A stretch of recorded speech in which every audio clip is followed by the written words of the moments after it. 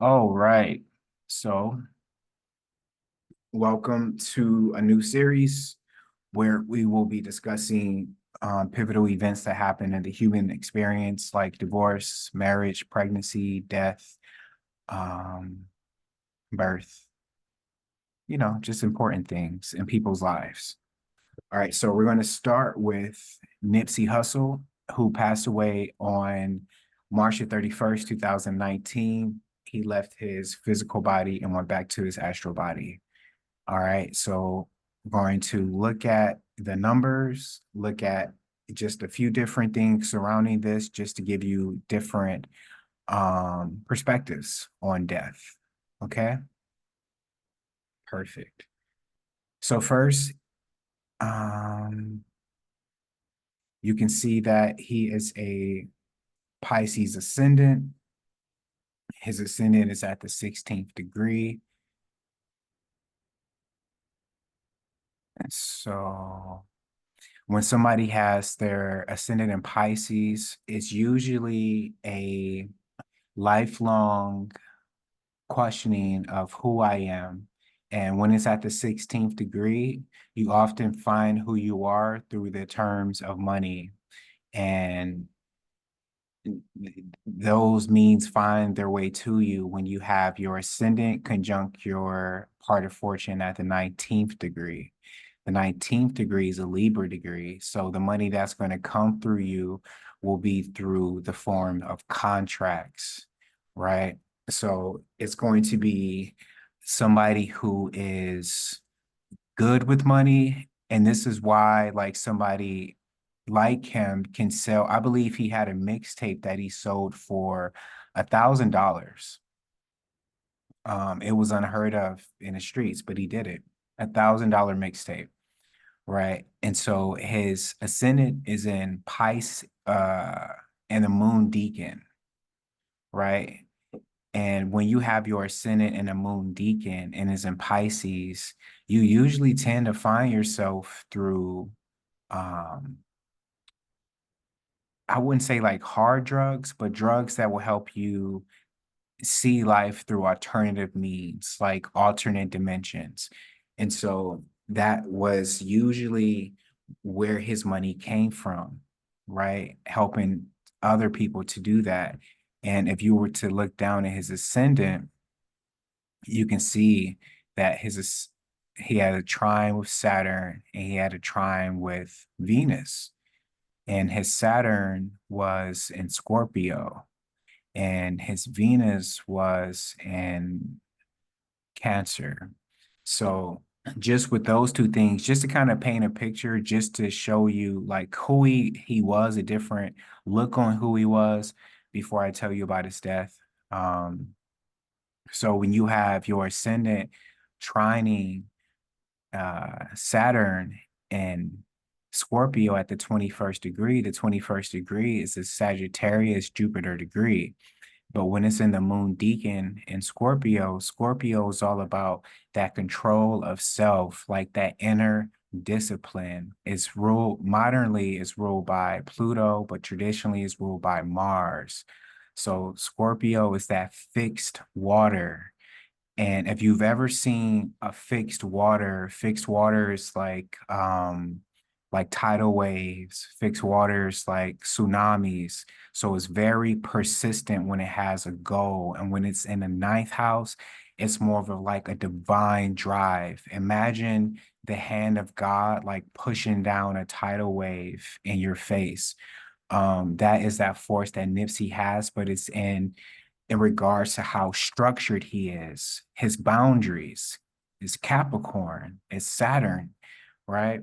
So when you have it in a moon deacon and when it's in um, Scorpio, the moon is Cancer. So the moon is cardinal water. So when you have Saturn and a cardinal water deacon inside of a fixed water sign, this tends to bring about somebody who is persistent like water. When it comes to his divine knowledge, you won't find him in schools. You will mostly find him in um brotherhoods, cults, and that's why he was in a gang. That's why his gang was so important to him, right? Because that Scorpio is like that other people's resources. Um, and what was he all about? Nipsey was all about capitalizing on, before he died, he was getting into real estate. And the eighth house is all about real estate, right? It's the shadow side of the second house. And the second house is also about real estate. But when it's other people's monies, then you can start to build apartment complexes. And that is how that's connected to his legacy. So when you look at what he was doing before he passed away, and with Saturn being there, Saturn rules the 10th house, is connected to your legacy. So that is that. And when it's the moon represents homes, right? The moon is the fourth house, it represents homes. So when you combine homes, and when you combine other people's resources, and when you combine Saturn, then you have his legacy at the 21st degree. Then the 21st degree brings about something that people spend a lot of time studying, something that they want to master, right? So when you combine the degree of this masterful, driven, structured form of Saturn, right, in the moon deacon of homes and other people's resources, all of that together will be somebody who is using other people's resources to connect their legacy um, to real estate. And that's where Saturn is. And I mean, if you wanted to take this further, you can take this to Saturn, trining his part of fortune, Saturn sextiling his vertex, and Saturn trining his ascendant. And even with Saturn trining his ascendant, that is just a confirmation of that. Um, and I would go into his ascendant trining Venus, but I didn't know that his ascendant trining Saturn was going to take that long. But since I'm here with his ascendant trining Saturn, let me just say one more thing about this. So it's in the ninth house. The ninth house is directly connected to the 10th house. Whatever skills you learn in the ninth house, you're going to take and apply to the 10th house. And so I'm saying that because this is going to come back later when I talk about his death. Um, Look at his Uranus placement and look at his midheaven. Okay. All right. So first, let's talk about his death. So on the day that he passed away, Mercury was at the 16th degree, and it was forming a conjunction aspect with his ascendant, which is also at the ascendant 16th degree. But Mercury was squaring Uranus, his natal Uranus, okay? And so his Uranus is retrograde.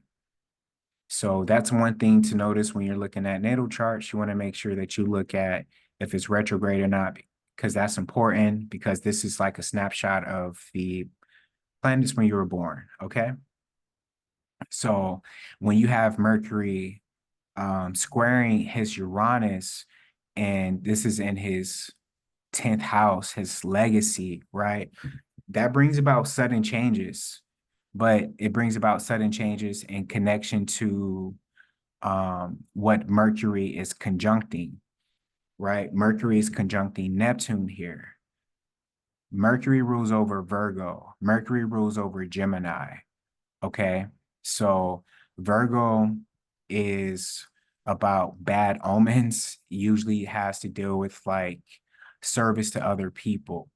And so at the time of Nipsey's death, I'm going to tell you things that were surrounding his death and things that were connected to his death, and even some things that might not have been revealed. Now, for the sake of time, and since this is a free video for YouTube, this isn't like a 5D Mystery School video on Patreon, I'm going to keep these descriptions brief because the people who are in attendance, they know that when I start to talk about something, it can go on for a while if I don't keep it brief, because that's how astrology is. When you find one thing, you can spawn off into like a 15-minute conversation about that one thing. Okay. So, um, so I want you to see that his Uranus is in a Mars deacon, right? And is in the sign of Sagittarius. Now, Sagittarius goes back to things that we learn, that are connected to our higher knowledge, right? And Uranus represents our friendships, our groups, our benefactors, our donations, our groups, our circles. So what was Nipsey known for? He said, I just want to make my set happy. I just want to bang the set. Like every group you see that he had his rolling 60s, right? From Slauson. So Uranus, something that he's known for, his groups, his tribes, always, right? And it's forming a what 10 8 is forming a conjunction with this midheaven with a orb of 8, I believe. Uh yeah. So yeah, that's something that he was known for. But Sagittarius, Nipsey wasn't just like local.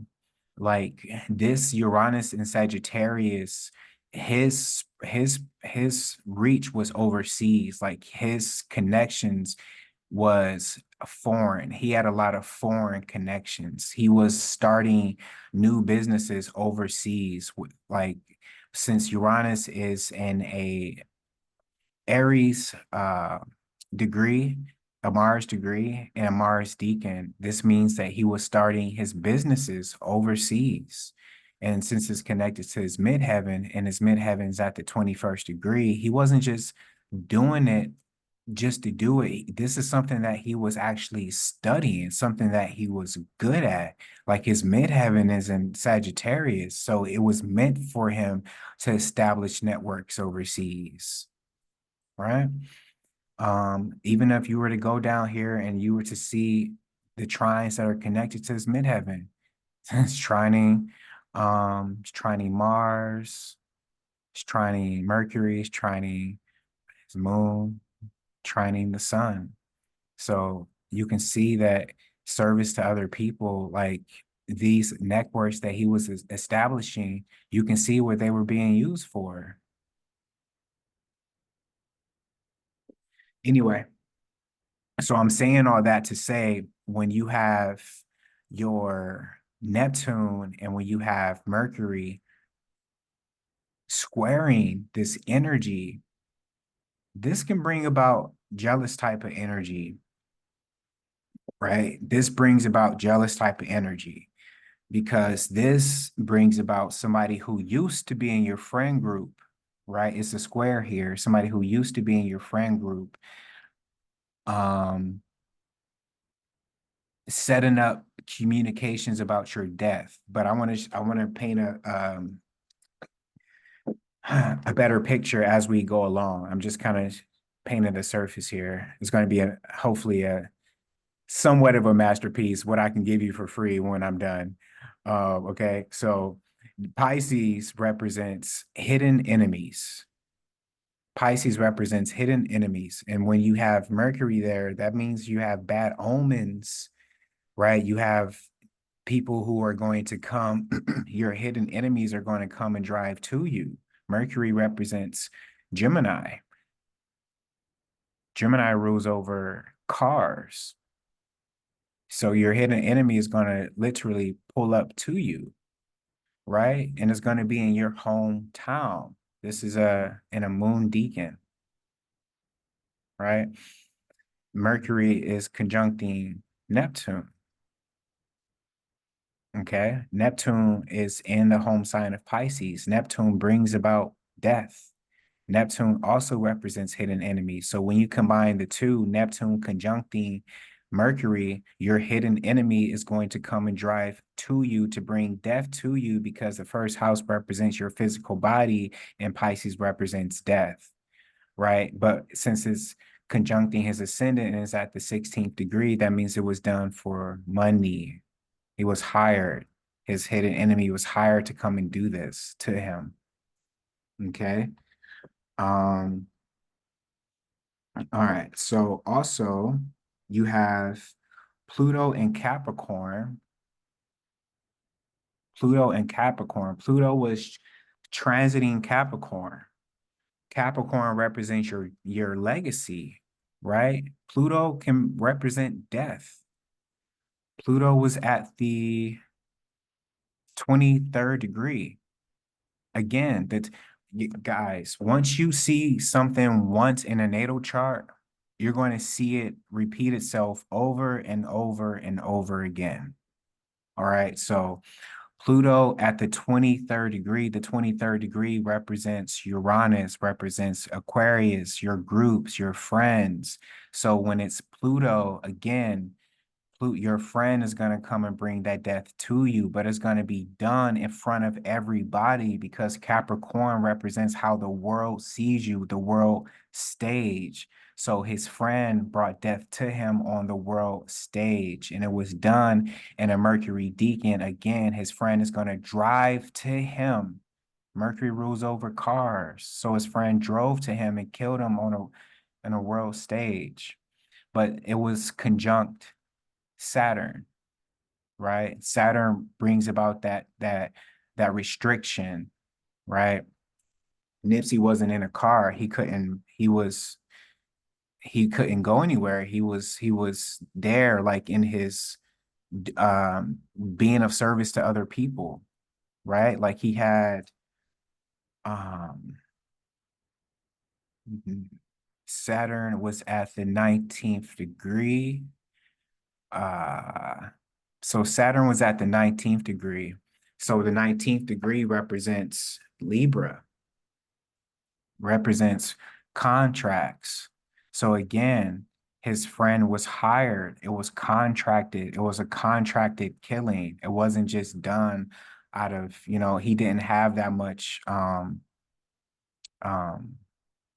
testicular fortitude to do that to Nipsey in his hometown and to know that he would still be alive. It was a contracted killing. Okay. And since it's done in the 11th house, again, it's in the 11th house, the house of Uranus, Aquarius, your friends, your associates. Okay. Um, you have Pluto and Capricorn, what I just explained, squaring Priapus. Now, I want you to pay attention to this. Priapus was at the 18th degree. The 18th degree just means, like, explained beautifully by the fallen astrologer Nikola Stojanovic. He just explains how the 18th degree in his studies just shows how it brings about tragedy. It brings about, can bring about death, freak accidents, uncurable diseases. Even if your address, is the number 18th, it can just bring about just weird, tragic events, right? So this tragic event that happened to him, with his coming from the energy I just explained in its 11th house with Pluto, Priapus represents repressed male energy. So if you have his friend driving to him to come to, contractors coming in him, and it's squaring Priapus and Libra again, contracts. Priapus is in the decan of Uranus. Again, guys, we're seeing the same thing again. All right. So Uranus represents your friends, your tribes, but more importantly, benefactors. So if you have repressed male energy at the 18th degree, right? 18th degree, that bad omen degree, and it's in Libra contracts, and you have Palace there. Palace is good for pattern recognition, right? So Palace was at the 22nd. Oh my God, look at this. Palace was at the 22nd degree. Oh Lord, you couldn't make this up. Pallas Athena was at the 22nd degree, conjunct Priapus at the 18th degree, y'all.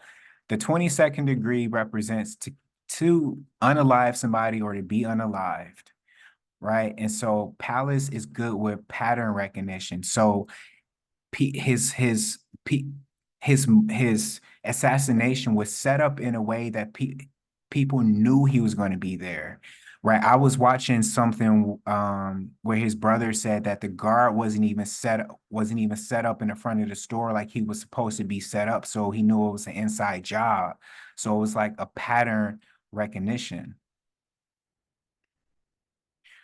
Oh, okay. So Zoom is telling me I'm running out of time, so that means I got a couple of minutes left. So I'll just end with saying this. So people knew he was going to be there. They were counting his moves, calculated killing, right? So a contracted killing, calculated killing, because Pallas Athena represents pattern recognition. And you know, your open enemies.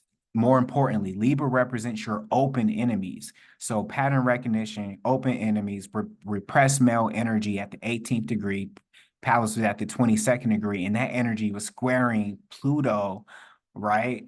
In Capricorn in 11th house. And the eighth house, more importantly, is death, represents death. So you have all of this energy, Priapus at the 18th degree, Pallas at the 22nd degree happening in the eighth house, the house of death. Case closed. I think that I could go over the moon squaring Lilith, the moon squaring the true node, the moon squaring Vesta, how Vesta conjuncts, or Pluto and Pluto squares Jupiter. But I think y'all get the point. So that's going to conclude this video for today. Please like, share, and follow if you like this video, and stay tuned for more. Gratitude for watching, y'all. Blessings.